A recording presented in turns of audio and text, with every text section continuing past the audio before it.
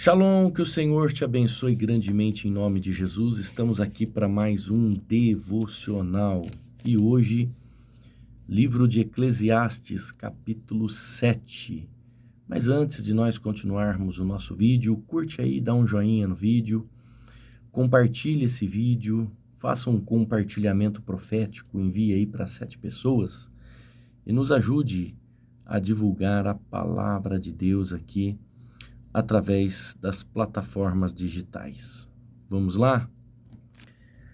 Eclesiastes capítulo 7 diz assim, olha só: o nome limpo vale mais do que o perfume mais caro, e o dia da morte é melhor do que o dia do nascimento.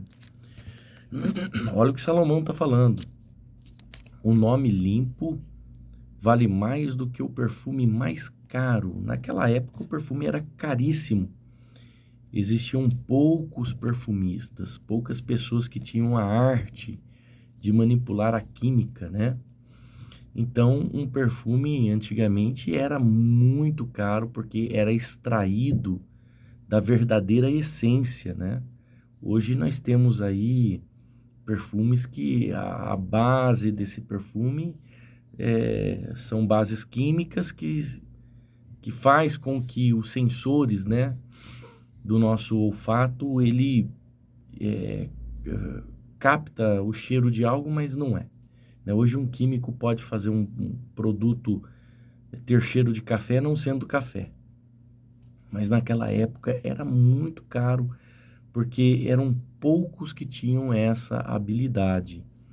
E ele está dizendo que é melhor você ter o nome limpo, olha só, vale mais o nome limpo do que o perfume mais caro, né? Porque o perfume não pode mascarar o nome de uma pessoa, né? A pessoa pode estar suja, colocar um perfume caríssimo e passar a ter um cheiro bom. Mas o nome não é assim que funciona. Por isso nós temos que zelar do nosso nome. Nosso nome é importante. E ele diz assim, olha, melhor é ir a uma casa onde há luto do que ir a uma casa onde há festa.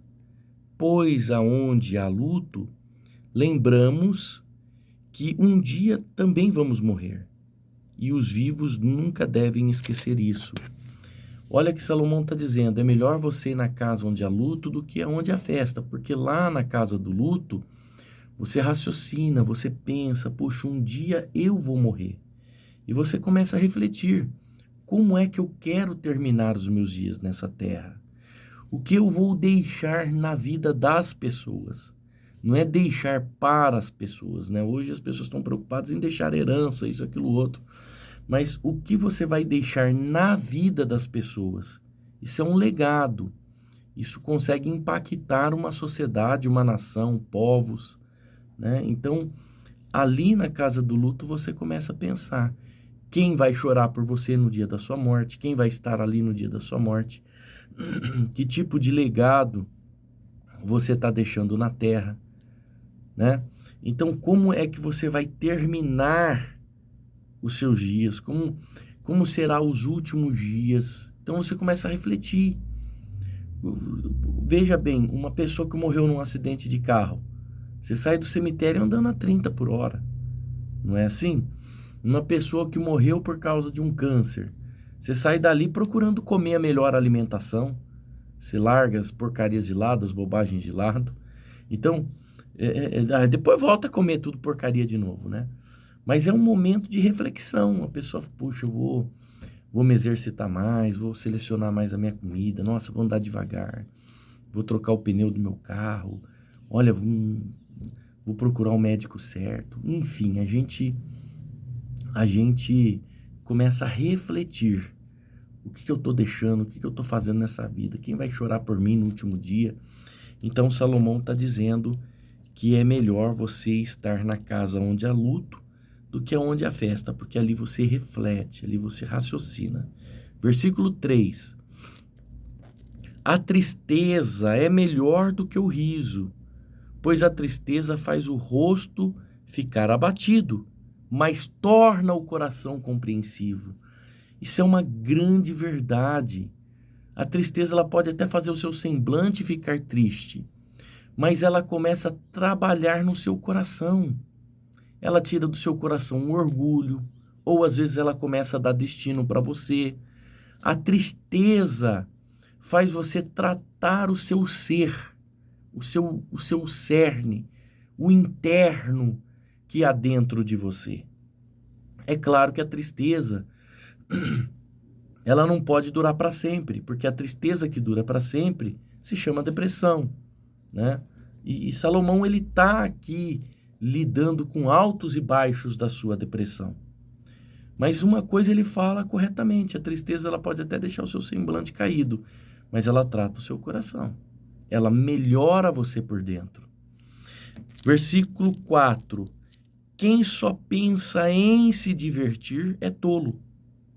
Quem é sábio pensa também na morte. Então, você vê que lá no capítulo 6, Salomão está falando da importância de você viver a vida, de você desfrutar a vida. Agora ele está falando, quem só pensa nisso é tolo, porque existem outras questões.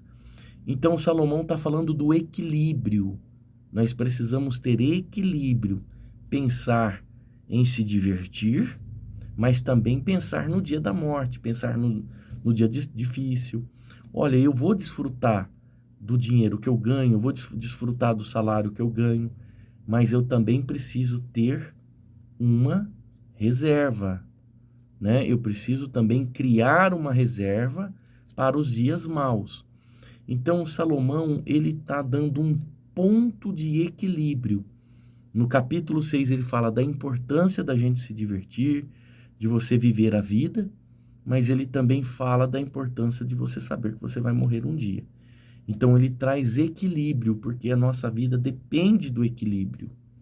Você vê que Jesus mesmo, ele traz equilíbrio para nós. Ele diz assim, eu vos envio como ovelhas, né, no meio de lobos. Sede prudente como a serpente, mas pacífico como a pomba.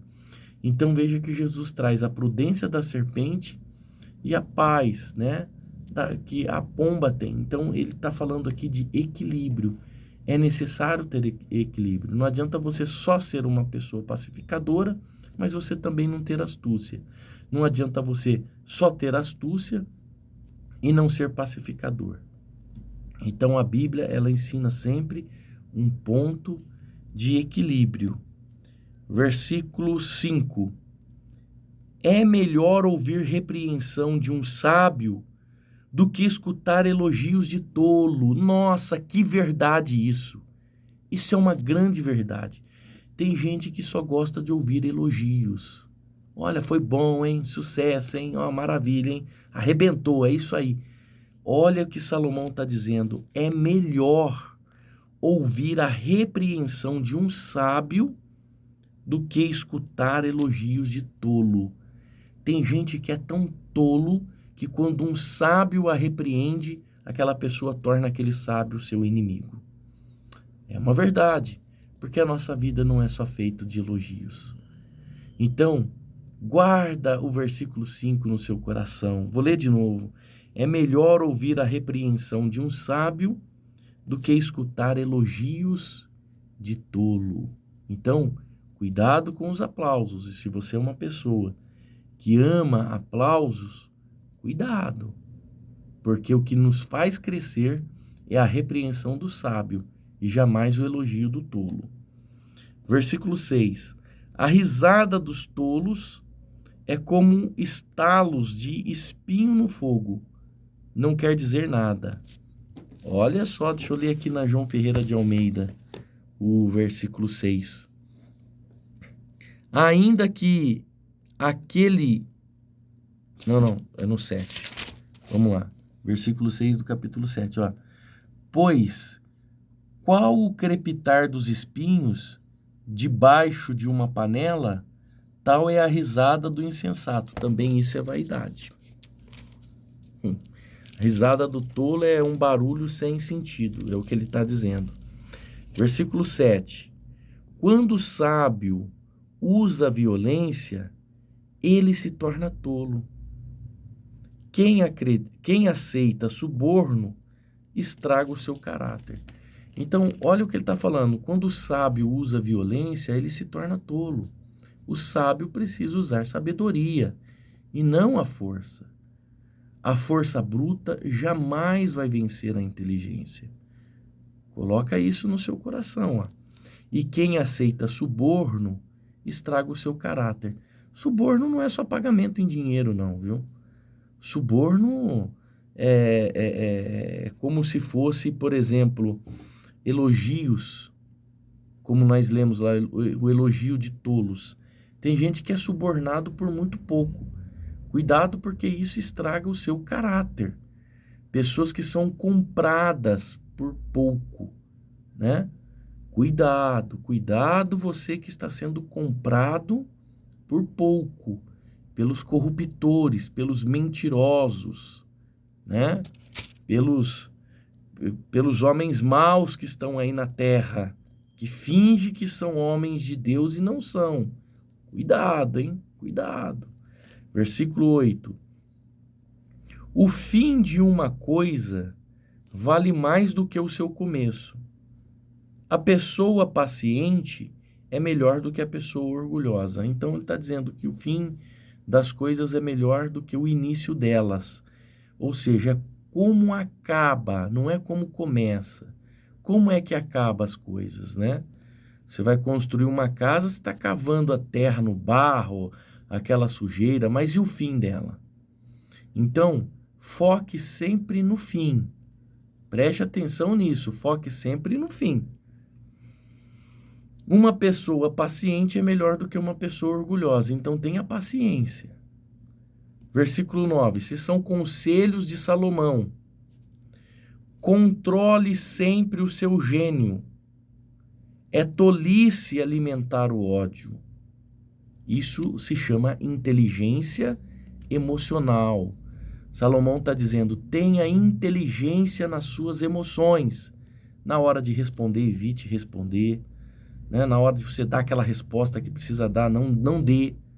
É assim que começam as confusões, principalmente dentro de um lar. Você até tem razão, só que melhor do que ter razão é ter paz e ter sabedoria, né? Então tem gente que já dá uma resposta rápida, já pega o telefone, não, vou resolver isso aqui agora. Vou resolver. Calma. Calma. O tempo é o melhor professor.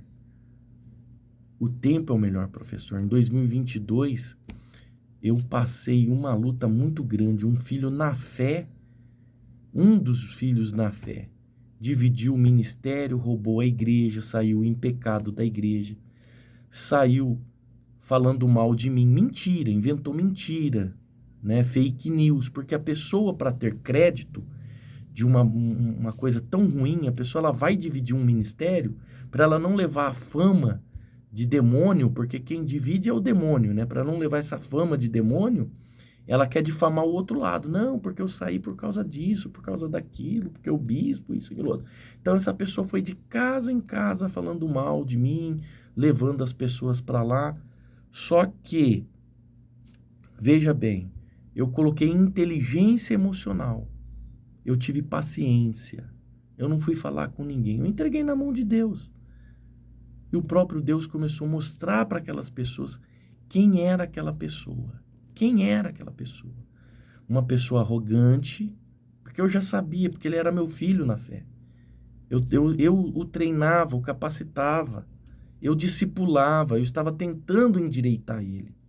Mas era uma pessoa na fé, ou melhor, era um filho na fé, era uma pessoa que era um filho na fé, que deixou de dar ouvido ao pai da fé, ao seu líder, e continuou vivendo uma arrogância, porque era uma pessoa arrogante, se achava melhor do que todo mundo, ele era o dono da verdade, sabia mais do que todos, né? Tem complexo de inferioridade, sim, tem complexo de inferioridade. Tudo isso eu o analisei, eu fiz isso não como pastor, mas como psicanalista. Eu já tinha analisado ele. Então, ele sofria de complexo de inferioridade, a esposa também tinha complexo de inferioridade, o que ambos, um olhava para o outro para tomar uma decisão, e ele tinha medo de tomar uma decisão e ferir a esposa, embora tomar uma decisão ruim. Ou seja, era uma pessoa cheia de complexos, cheio de traumas, né? Porque também vivia longe dos pais, porque também tinha um pouco de arrogância no coração, tinha uma vida profissional frustrada, não tem uma vida profissional frustrada, né? A sua base teológica era uma base teológica muito pouca, e aí a pessoa se torna o quê? Orgulhosa. Então, olha o que Salomão está dizendo: controle sempre o seu gênio. É tolice alimentar o ódio, ou seja, tenha inteligência emocional. Põe na mão de Deus, acalma o seu coração. Você não precisa sair se justificando quem você é ou não. Eu estou só compartilhando um pouco do meu testemunho para você se identificar com situações que você está vivendo, com situações que você está passando, né? Aí vem o versículo 10. Diz assim: nunca pergunte, por que será que antigamente tudo era melhor? Não tem gente que fala, mas ó, antigamente era melhor, antigamente era assim, antigamente era isso, aquilo, outro. E ele está dizendo, ó, nunca pergunte, por que será que antigamente era melhor? Essa pergunta é a pergunta de um tolo. Olha o que Salomão está falando. Não tem gente que fala assim, porque antigamente fulano era assim, antigamente a situação era isso, e tal. Nunca pergunte. Ele está dizendo que essa não é uma pergunta inteligente. Versículo 11. Todos neste mundo devem ser sábios. Ter sabedoria é como receber uma herança. A sabedoria é melhor do que o dinheiro. A vantagem da sabedoria é que ela conserva a vida da gente. Olha, nessa outra versão aqui, olha o que diz o versículo 11. Preste atenção. Boa é a sabedoria. Havendo herança, e de que proveito para os que veem o sol? A sabedoria protege como o dinheiro, só que a sabedoria nos dá a vida. Interessante, então a sabedoria da vida. Versículo 13, isso daqui eu aprendi. Por isso que eu deixei de ficar tentando moldar as pessoas. O meu objetivo é simplesmente pregar a palavra. Nossa, deixa eu acelerar aqui e encerrar o vídeo que nós já passamos. Pregue a palavra, pois quem convence o homem é o Espírito Santo. Diz assim, olha, versículo 13. Pense no que Deus faz. Quem pode endireitar o que Deus fez torto? Então tem coisa que não vai se endireitar, não adianta. Olha só, versículo 19. Vamos pular para o 19 para a gente adiantar um pouco. A sabedoria pode fazer mais por uma pessoa do que 10 prefeitos juntos podem fazer por uma cidade. Versículo 21. Não fique escutando tudo o que os outros dizem, pois poderá ouvir o seu empregado falar mal de você. Que coisa, né? Então não fica dando ouvido a tudo que as pessoas falam, porque você vai sempre ouvir alguém falando mal e esse falar mal de você também, um dia você vai descobrir que a pessoa falou mal de você. Quem fala mal dos outros vai falar mal de você também. Isso é óbvio, né? Isso é uma questão de você colocar a sua sabedoria para funcionar. Versículo 26.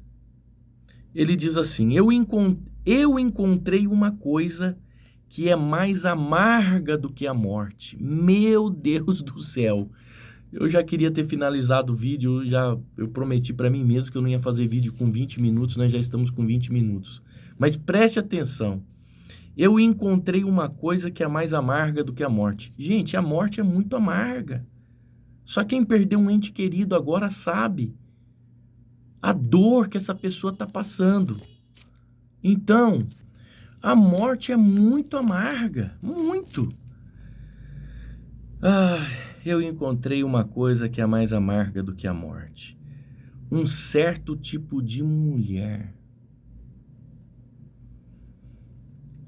Olha só, existe uma espécie de mulher que é mais amarga do que a morte. O amor que ela oferece é uma armadilha ou uma rede para pegar vocês.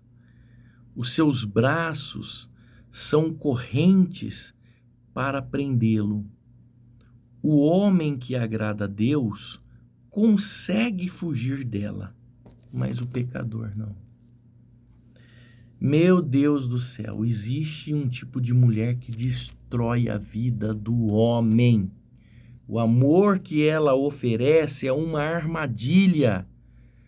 Aquele que é temente a Deus consegue fugir dela, mas o pecador não.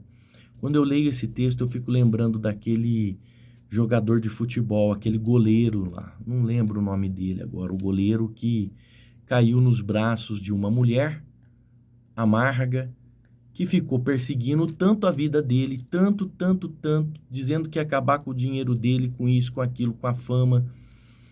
Essa mulher foi tão amarga na vida dele que, segundo a polícia, né, e as provas da polícia, ele matou, deu ela para os cachorros comerem. Bom, eu vi a matéria na televisão, não sei de fato o que aconteceu. Estou falando apenas baseado nas provas que a polícia encontrou, né? Segundo a polícia, o Ministério Público, ele matou a mulher junto com alguns amigos e deu para o cachorro comer.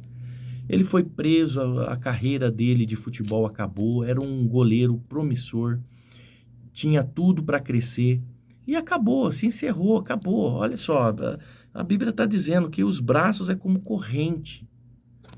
Gente, eu vou além, não é só a mulher, existem homens assim também, que enganam as mulheres, mulheres que caem no laço desses homens para acabar com a vida dela. Então Salomão falou da mulher porque o homem é mais fácil cair do que a mulher.